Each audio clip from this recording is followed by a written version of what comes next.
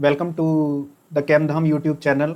और आज हम पढ़ने वाले हैं ऑर्गेनोमेटेलिक केमिस्ट्री का 18 इलेक्ट्रॉन रूल और वो कैलकुलेशन कैसे कर सकते हैं और उसके मेथड्स क्या क्या हैं वो हम आज पूरा इसमें कवर करने वाले हैं। तो वीडियो को लास्ट तक देखिए। सो स्टार्ट करते हैं वीडियो को।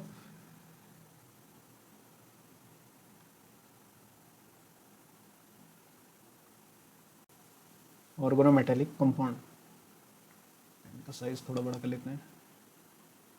Organometallic compound, okay, this is fine. Organometallic compound, this is better, okay.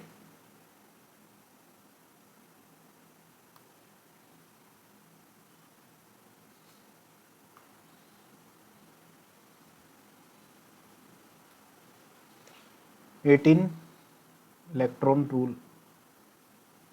18 electron rules क्या होता है? जैसे हम पढ़ते हैं ना, मेन ग्रुप में पढ़ते हैं। मेन ग्रुप में क्या पढ़ते हैं हम? मेन ग्रुप में पढ़ते हैं हम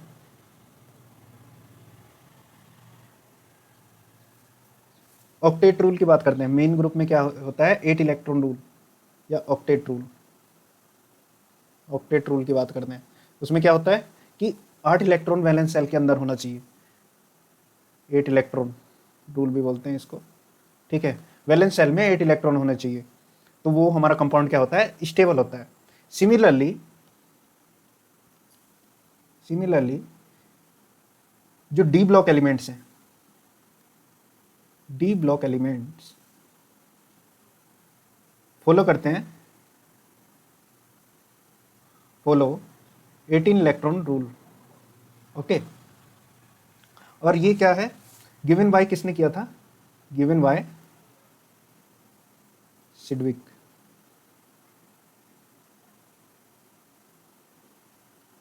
सिडविक नाम के साइंटिस्ट थे, उन्होंने ये डिस्कवर किया था। तो इसका एक डेफिनेशन लिख लेते हैं, general sir. For example, given 18 electron rule is given by Sidgwick. For example, mean group element 8 electron rule stable at the same time d block element they have tendency to 18 electron in their valence cell that they become stabilized.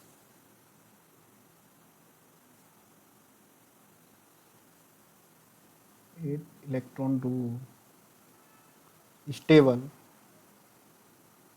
at the same time D block element they have tendency to 18 electron in their valence cell.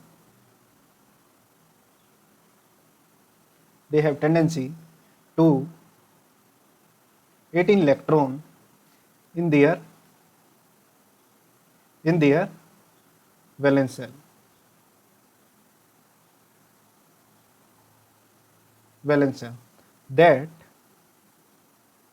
they become stabilized, okay. और अब d block elements की बात करते हैं कि D block elements होते क्या क्या हैं। डी ब्लॉक एलिमेंट्स हम कहाँ कहाँ पढ़ते हैं? एक तो कोऑर्डिनेशन केमिस्ट्री में पढ़ते हैं। कोऑर्डिनेशन केमिस्ट्री यूजी वालों को अच्छे से पता होगा कि कोऑर्डिनेशन केमिस्ट्री पूरा एक चैप्टर है, और आईआईटी जैम में तो इसका मतलब बहुत ज़्यादा वेटेज है कोऑर्डिनेशन और ऑर्गेनोमेटेलिक केमिस्ट्री का।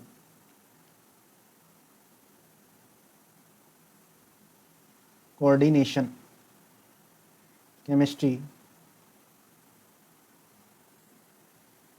केमिस्ट्री में पढ़ते हैं, और एक ऑर्गेनोमेटेलिक केमिस्ट्री में, ठीक है।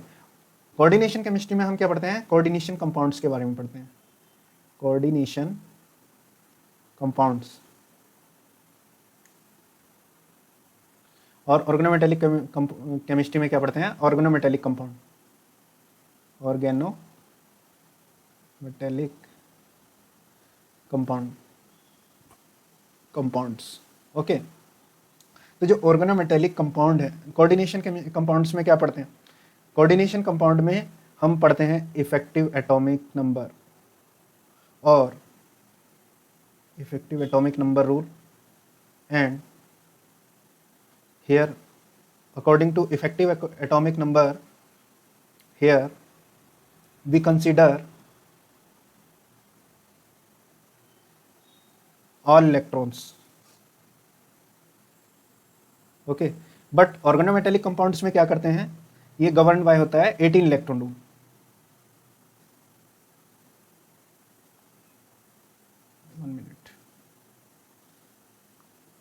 governed by 18 electron rule. Here we consider only valence electron. Here we consider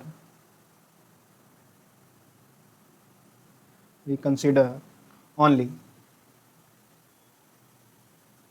valence electrons.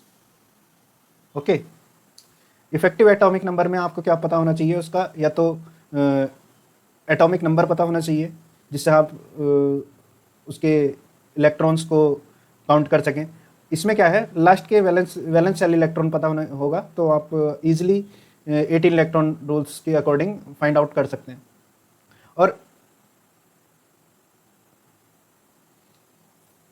और इसमें हम क्या पढ़ते हैं, crystal field theory. Crystal field theory में क्या पढ़ते हैं, स्ट्रॉन्ग लिगैंड, वीक लिगैंड, इस तरीके से स्ट्रॉन्ग लिगैंड, वीक लिगैंड ये पढ़ते हैं। बट यहाँ पे no role of CFT, no role of CFT organometallic, only for example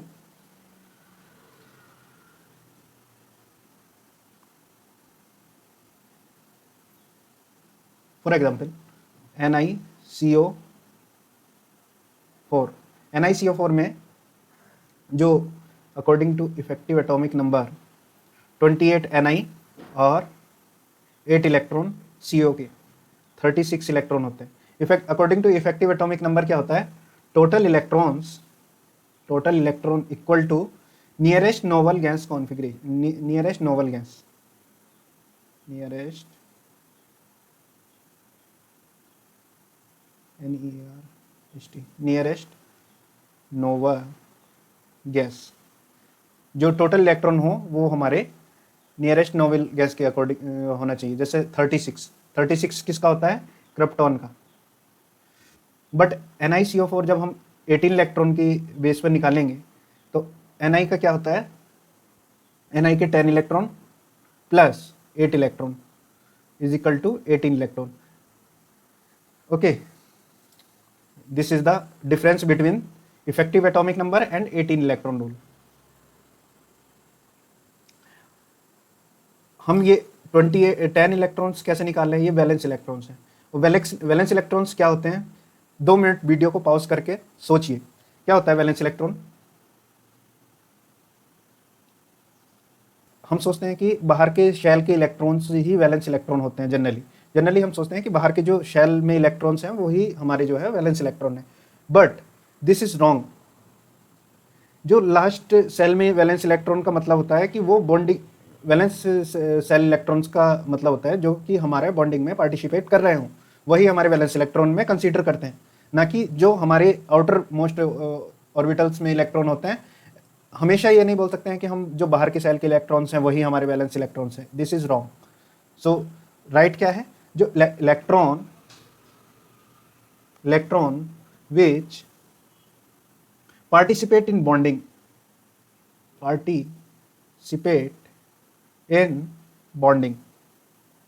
okay, this is called the modern definition of valence electron। okay, so according to d block elements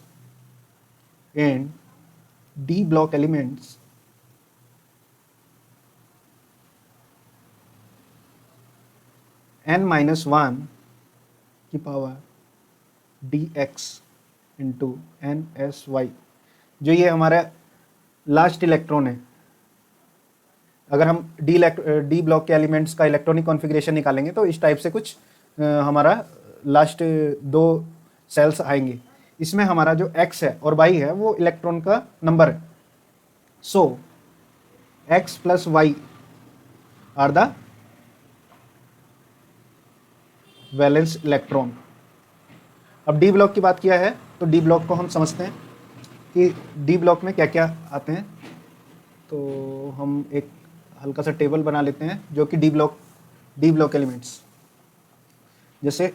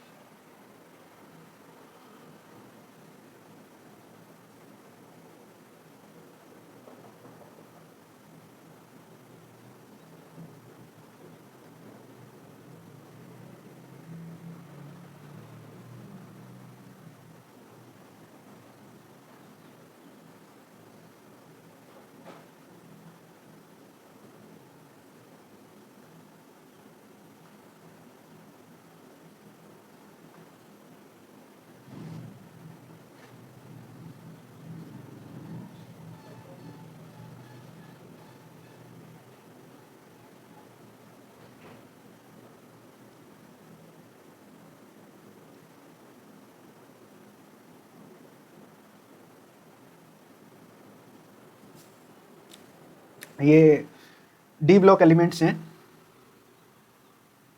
D block elements, तो मैंने इसको कैसे याद कर रखा है, जैसे कि सबका अपना अपना होता है, तो मैंने इसको कैसे याद किया है मैं अपना वाला बता देता हूँ। स्कूटी पे सीआर, मैंने फेर को नी कु जन।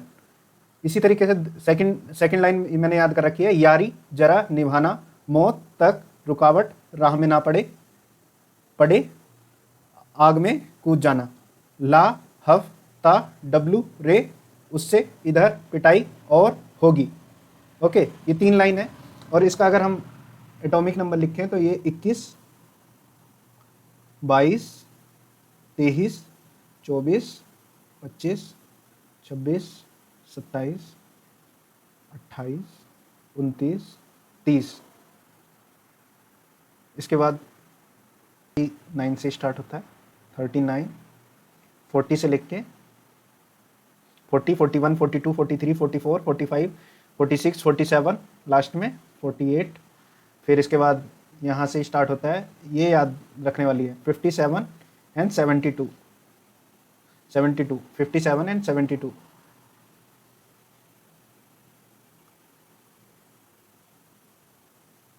ओके, 72 से लेके फिर यहाँ पर 80 तक, 72, 73, 74, 75, 76, 77, 78, 79 और फिर एच जी का 80। अगर हम इसके वैलेंस इलेक्ट्रॉन्स की बात करें,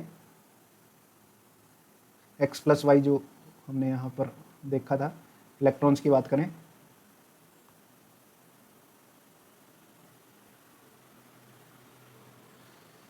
इसके 3, 4, 5, 6, 7, 8, 9, 10, 11, 12 और इसको 0 भी बोल देते हैं।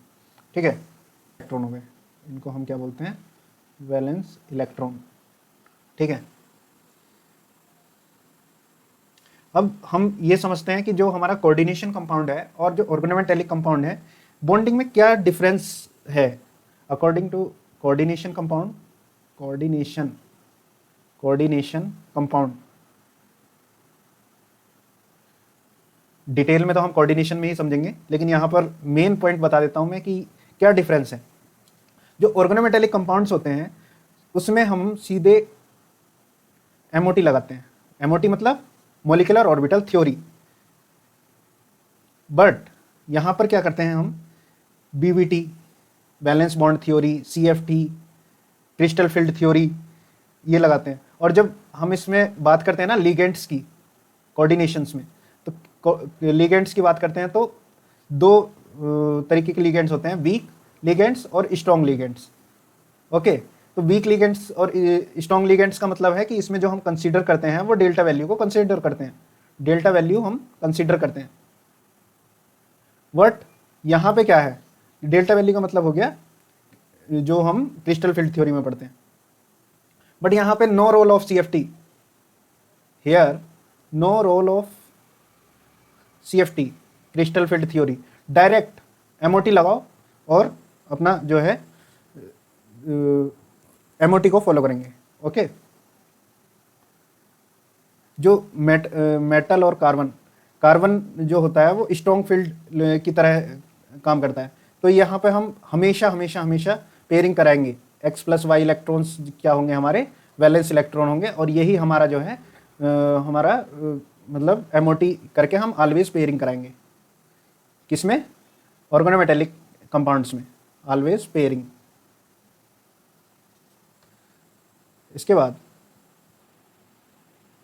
पेयरिंग की हमें जरूरत पड़ी क्यों? सबसे इंपॉर्टेंट क्वेश्चन आता है कि पेयरिंग की जरूरत हमें पड़ी क्यों। तो फॉर एग्जांपल हम एक सिंपल एग्जांपल देखते हैं, PH5 एग्जिस्ट नहीं करता है, PH5 एग्जिस्ट नहीं करता है, जबकि PF5 बनता है। क्या रीज़न है?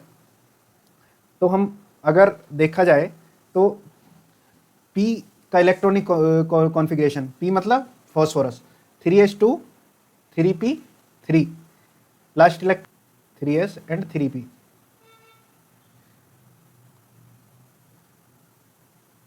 तो जो ये हमारा गैप है बीच का गैप है, ऑर्बिटल्स का गैप है 3s और 3p के बीच में, वो क्या है? हाई है। हाई का मतलब है कि जो इलेक्ट्रॉन यहाँ पर होगा वो इस ऑर्बिटल्स में ओवरलैप नहीं कर पाएगा। बट यहाँ पर क्या है? Fluorine atom. फ्लोरीन एटम की वजह से क्या होता है कि जो हमारा ऑर्बिटल्स गैप है वो क्या होता है? वो लो हो जाता है। यहाँ पर हमने दिखाया है ऐसे, बट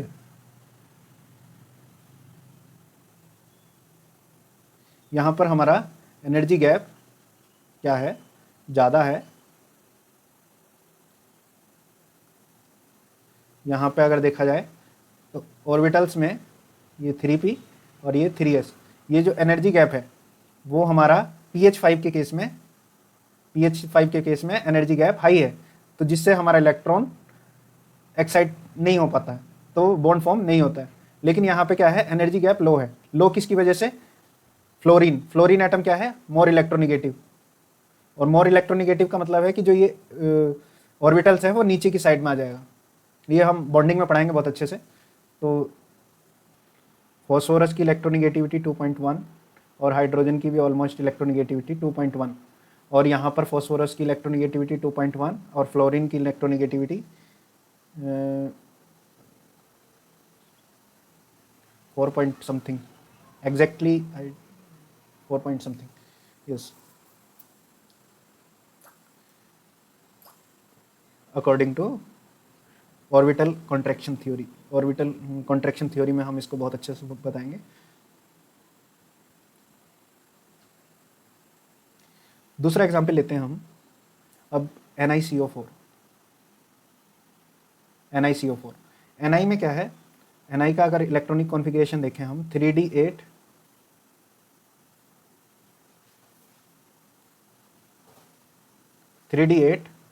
4s2, और जो ये D और S ऑर्बिटल्स है ना, इनका एनर्जी बहुत ही लो है ऑर्बिटल्स का।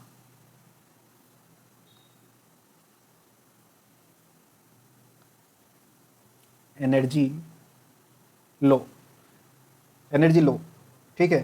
तो ये जो दोनों ऑर्बिटल्स हैं ये एक दूसरे में क्या होते हैं? इलेक्ट्रॉन एक दूसरे में मूव करते रहते हैं, इलेक्ट्रॉन मूवमेंट होता रहता है। इलेक्ट्रॉन मूव, S वाला D में जाएगा, D वाला S में आएगा, इस तरीके से इलेक्ट्रॉन एक दूसरे में मूव करते रहते हैं। और इसको हम देख सकते हैं रेडियल डिस्ट्रीब्यूशन कर्व की मदद से, जो कि हम क्वांटम केमिस्ट्री में देखते हैं, और जो एनर्जी गैप को देखते हैं वो हम क्वांटम केमिस्ट्री में पढ़ सकते हैं। Okay, through radical distribution curve. जो ऑर्गेनोमेटेलिक कंपाउंड है और कोऑर्डिनेशन कंपाउंड्स में डी ब्लॉक कंपाउंड्स हैं, जनरली हम क्या बोलते हैं? D block compound. तो ऑब्जर्व क्या किया गया है? इट हैज़ बीन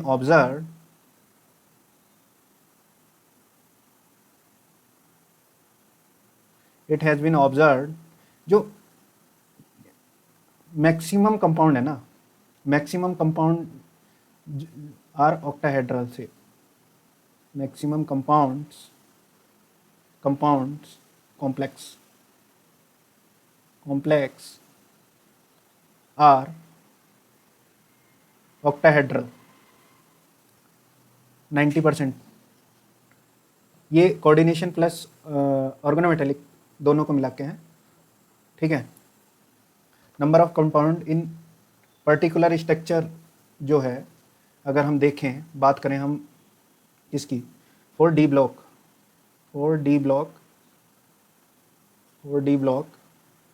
जो नंबर ऑफ कंपाउंड्स हैं, नंबर ऑफ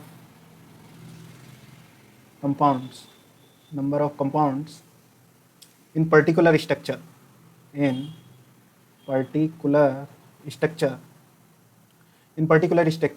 और ये किसकी बात कर रहा हूँ मैं, कोऑर्डिनेशन प्लस ऑर्गेनोमेटेलिक कंपाउंड, दोनों की बात कर रहे हैं। Number of compounds in particular structures अगर हम बात करें तो ऑक्टाहेड्रल शेप में सबसे ज़्यादा पाए गए हैं, ऑक्टाहेड्रल, फिर उसके बाद स्क्वायर प्लेनर और फिर टेट्राहेड्रल, ओके। बट अगर हम बात करें मेन ग्रुप के लिए, फॉर मेन ग्रुप,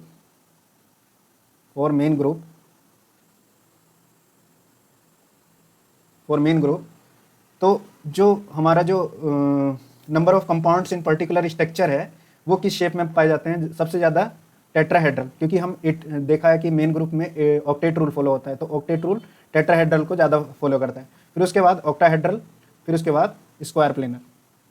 ये ट्रेंड ही पूछ लेते हैं कभी कभी, पूरा प्लेनर, ओके।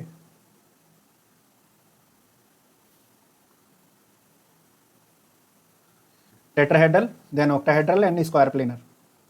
अब ये ट्रेंड आया कैसे और सेटिस्फाई कैसे करेंगे कि डी ब्लॉक में सबसे ज़्यादा ऑक्टाहेड्रल पाए जाते हैं, स्क्वायर प्लेनर कम पाए जाते हैं, कैसे डिफाइन किया? क्योंकि जो नंबर ऑफ कंपाउंड्स हैं, एक क्वेश्चन उठता है, क्वेश्चन मैं बताऊंगा, उनका आंसर आप देना। जो number of compounds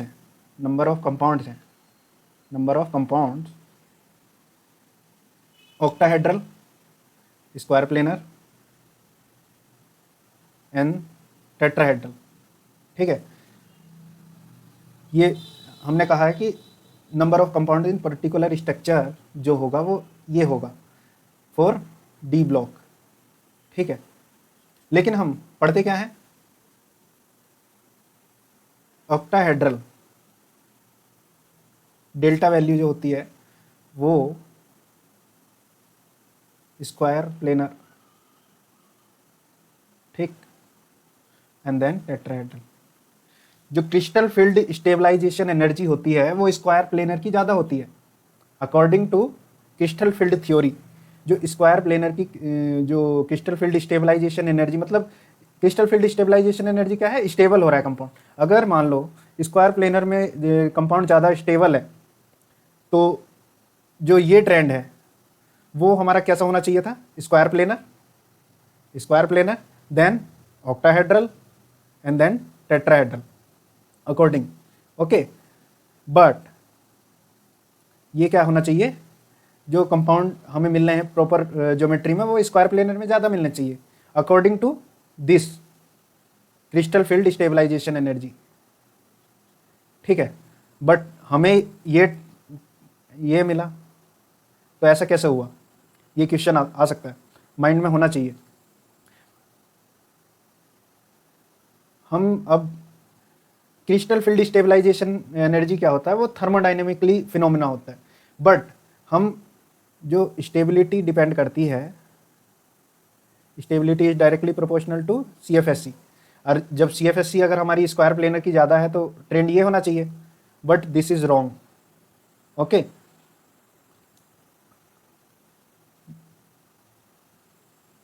stabilization energy. अब हम रिएक्टिविटी की बात करते हैं। रिएक्टिविटी की अगर हम बात करें तो स्क्वायर प्लेनर कंपाउंड ज़्यादा रिएक्टिव होते हैं देन ऑक्टाहेड्रल कंपाउंड से, मतलब जो काइनेटिक स्टेबिलिटी है स्क्वायर प्लेनर की वो कम है और रिएक्टिविटी हाई है। तो हम क्या कह सकते हैं, स्क्वायर प्लेनर कॉम्प्लेक्स,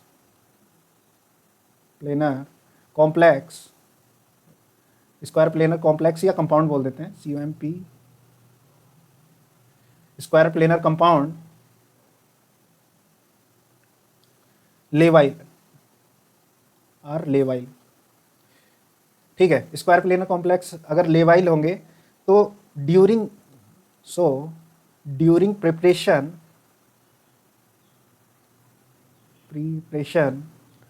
हमारा कंपाउंड क्या बना, स्क्वायर प्लेनर बना। लेकिन वो क्या होगा, during preparation change into octahedral. Okay, so very high amount of octahedral compound is found. This is the reason, क्योंकि अगर हम स्टेबिलिटी की बात करें तो वो थर्मोडाइनमिक फिनोमेना है और रिएक्टिविटी क्या है, काइनेटिकली। तो स्क्वायर प्लेनर कॉम्प्लेक्स क्या हो गए, हमारे ज़्यादा काइनेटिकली अनस्टेबल हुए, लेवाइल हुए, और रिएक्टिविटी क्या हुई, इनकी हाई हुई, इसलिए वो चेंज हो गए ऑक्टाहेड्रल कंपाउंड में। So very high amount of octahedral compound is found. This is the reason of this trend, this is the right D block, octahedral, square planar and then tetrahedral complex. अब हम geometry की बात कर रहे हैं, तो geometry की बात कर रहे हैं तो जनरली हम याद कर लेते हैं इस चीज़ को। ज्योमेट्री में अगर हम octahedral, tetrahedral, trigonal, bipyramidal and square planar and square pyramidal, generally 1, 2, 3 और 4,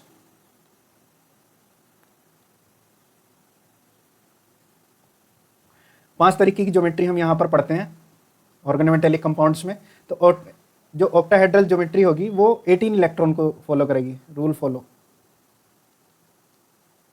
18 इलेक्ट्रॉन रूल फॉलो करेगी। टेट्राहेड्रल भी 18 इलेक्ट्रॉन, जनरली 18 इलेक्ट्रॉन को फॉलो करेगा, ये भी 18 इलेक्ट्रॉन रूल फॉलो करेगा। ट्राइगोनल, बाइपिरामिडल, स्क्वायर प्लेनर, जिसके इलेक्ट्रॉन्स हमारे 16 इलेक्ट्रॉन्स हुआ तो वो हमारा स्क्वायर प्लेनर कॉम्प्लेक्स होगा, ये भी हमारा स्क्वायर प्लेनर कॉम्प्लेक्स होगा। वो हम जनरली ये टेबल हमको याद कर लेनी है, अभी फिलहाल के लिए हम इसको डिटेल्स में पढ़ेंगे।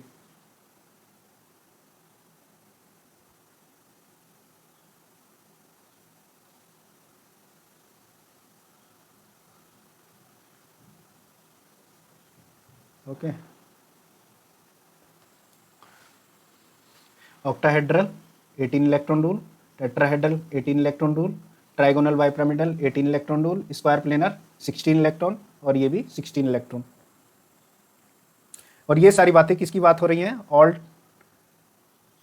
ऑल जो बातें हो रही हैं वो किसके लिए हो रही हैं, for D block, all for D block.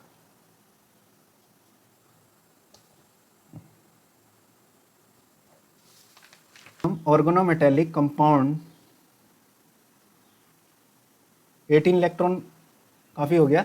इसके बाद हम बात करते हैं, अगर हमारा कंपाउंड 18 इलेक्ट्रॉन प्रेजेंट हैं, एक में 17 इलेक्ट्रॉन प्रेजेंट हैं और एक में 16 इलेक्ट्रॉन प्रेजेंट हैं।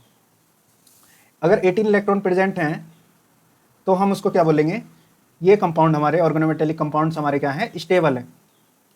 ओके, अगर हमारा वैलेंस सेल में 17 इलेक्ट्रॉन्स आए, ऑर्गेनोमेटेलिक कंपाउंड के वैलेंस सेल में अगर 17 इलेक्ट्रॉन्स आए तो उनको हम क्या बोलेंगे, ऑक्सीडाइजिंग एजेंट। ऑक्सीडाइजिंग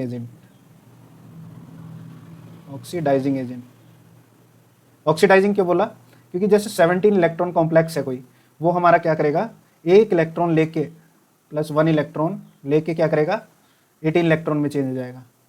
और जो हमारा इलेक्ट्रॉन गेन करता है उसको हम क्या बोलते हैं, खुद को रिड्यूस किया मतलब दूसरे को ऑक्सीडाइज किया, इसलिए ऑक्सीडाइजिंग एजेंट। इसी तरीके से 16 नहीं होगा, ये 19 इलेक्ट्रॉन।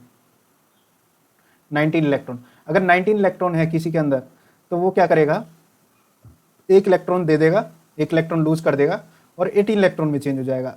अगर एक इलेक्ट्रॉन दे दिया मतलब ये क्या, इसको क्या बोलेंगे, रिड्यूसिंग एजेंट। ओके, तो this act as a oxidizing agent and this act as a reducing agent. Okay, for example, अब एग्जाम्पल ले लेते हैं इनके। VCO6,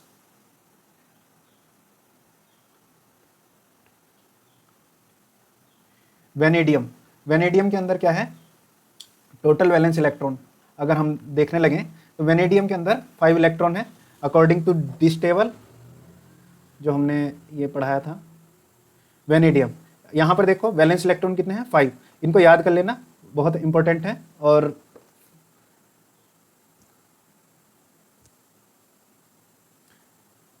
इसको valence electron 5 electron. And CO, CO क्या है, CO लिगेंड हमारा क्या करता है, एक CO 2 इलेक्ट्रॉन को डोनेट करता है। 2 इलेक्ट्रॉन को डोनेट करता है मतलब 6 लिगेंड है तो 6, 2 इंटू 6, 12 इलेक्ट्रॉन। तो यहाँ पर कितना हुआ, 12 इलेक्ट्रॉन। ये कैलकुलेशन करना मैं अभी सिखाऊंगा, जस्ट आपको याद रखना है। तो यहाँ पर क्या हुआ, 17 इलेक्ट्रॉन। और 17 इलेक्ट्रॉन्स वाले को हमने क्या क्या बोला अभी, जो है वो हमारा ऑक्सीडाइजिंग एजेंट है। तो ये हमारा ऑक्सीडाइजिंग एजेंट होता है। तो क्वेश्चन इस तरीके से भी बन सकता है कि which of the following organometallic compound is oxidizing agent. ये क्वेश्चन आया हुआ भी है, तो आप देख सकते हैं प्रीवियस ईयर में। तो these are the oxidizing agent. अब ये एक इलेक्ट्रॉन्स हम लेंगे कहाँ से, जैसे मान लो VCO6 सोडियम के साथ, अगर हम सोडियम मेटल के साथ अगर हम रिएक्शन कराने लगें तो क्या होगा, हमारा कॉम्प्लेक्स कुछ इस टाइप से बनेगा, CO6 Na। अब ये क्या हुआ, Na प्लस फॉर्म में, और VCO6 1 नेगेटिव। ठीक है, तो जब हम इसके टोटल वैलेंस इलेक्ट्रॉन निकालेंगे, अब 17 तो हमारे पहले ही आए थे, 17 प्लस 1 इलेक्ट्रॉन ये वाला 18 इलेक्ट्रॉन। ये रूम टेम्परेचर पे यही कॉम्प्लेक्स इसी फॉर्म में हमारा स्टेबल होता है।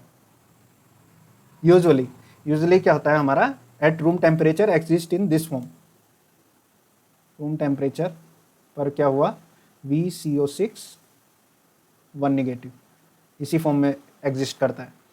दूसरा एग्जाम्पल लेते हैं हम, फर्स्ट एग्जाम्पल। दूसरा एग्जाम्पल, अगर दूसरे एग्जाम्पल की बात करें हैं तो कोबाल्ट प्लस कार्बोनिल कंपाउंड। इसमें अगर हम टोटल वैलेंस इलेक्ट्रॉन की बात करें तो जो कोबाल्ट के वैलेंस इलेक्ट्रॉन होते हैं वो 9, और जो कार्बोनिल कंपाउंड होता है, एक कार्बोनिल 2 इलेक्ट्रॉन देता है, तो 4 कार्बोनिल कितना देगा, 8 electron. 9 plus 8 is equal to 17 electron. 17 electron, तो यहाँ पर भी क्या होगा, ये अगर हम सोडियम के साथ रिएक्शन कराने लगें, प्लस सोडियम मेटल के साथ रिएक्शन कराने लगें, तो क्या होगा, Na plus form and CO4 1 negative. Okay, इस टाइप से ये एग्जिस्ट करेगा। इसका एक दूसरा फॉर्म भी होता है, या ये पहला, फर्स्ट एंड सेकंड क्या कर सकते हैं, इसको डाइमराइजेशन कर सकता है। CO1 2 मेटल बॉन्ड फॉर्म हो जाएगा इसमें। ये कोबाल्ट है और ये क्या है, कार्बोनिल कंपाउंड है। ये वाला कार्बोनिल, इधर कार्बोनिल, और बीच में क्या है, मेटल कोबाल्ट बॉन्ड फॉर्मेशन। तो इसमें जब हम टोटल वैलेंस इलेक्ट्रॉन निकालेंगे तो 17 plus 1 is equal to 18 electron. तो हमने क्या ओवरऑल क्या देखा हमने, कि या तो सोडियम मेटल से हम रिएक्शन करा रहे हैं या फिर हम डाइमराइजेशन करा रहे हैं। दूसरा पॉइंट क्या है, ये डाइमराइजेशन।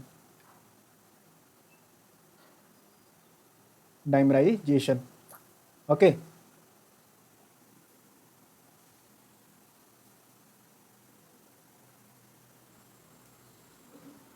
तो ओवरऑल क्या बोल सकते हैं कि 17 electron species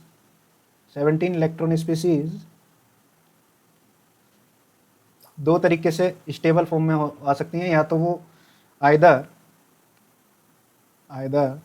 bye gaining or electron, और by dimerisation bye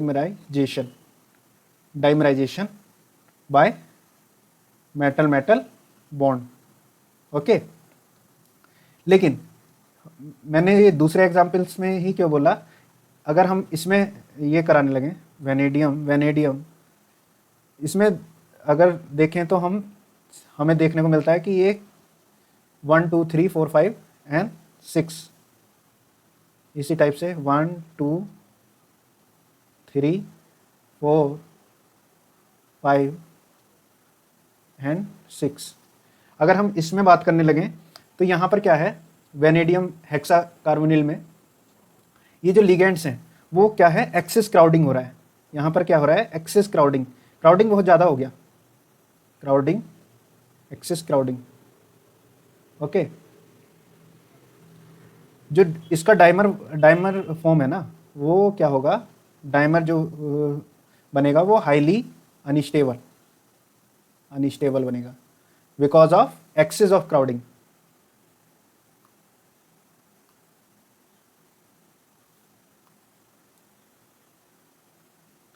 access of crowding, तो हमारा ये फॉर्म है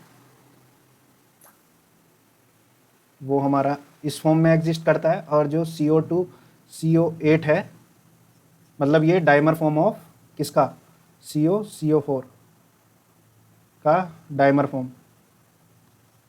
फॉर्म ये है, यही रूम टेम्परेचर पे एग्जिस्ट करते हैं। So this is the main thing. So thank you for watching.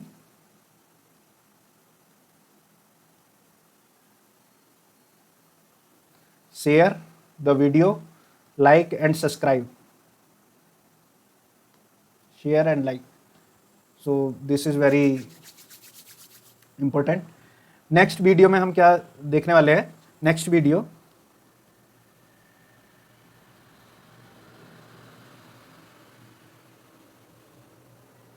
में हम पढ़ने वाले हैं कैलकुलेशन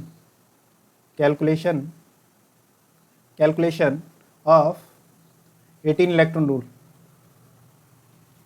सो नेक्स्ट वीडियो में भी आप बढ़िया से एकदम पढ़ना है, उसको हम अच्छे से बताएंगे कि नेचुरल मेथड क्या होता है, नेचुरल मेथड और फिर आयनिक मेथड से भी पढ़ाएंगे, दोनों से पढ़ाएंगे और बहुत सारे एग्जाम्पल कराने वाले हैं। तो नेक्स्ट वीडियो में calculation of 18 electron rule and hapticity क्या होती है, डिफरेंट लिगेंड्स के बारे में, हैप्टिसिटी के बारे में पढ़ेंगे, और प्लस जो उससे नेक्स्ट वीडियो में हम लिगेंड्स, स्पेशल लिगेंड्स के बारे में पढ़ेंगे, जैसे टेट्राडेंटेड लिगेंड, ट्राइपोडल लिगेंड्स होते हैं, वो मैं नेक्स्ट वीडियो में बताऊंगा। तो हर एक video is very important for CSIR NET, and then उसके बाद हम स्टार्ट करेंगे अपना मेटल कार्बोनिल्स चैप्टर।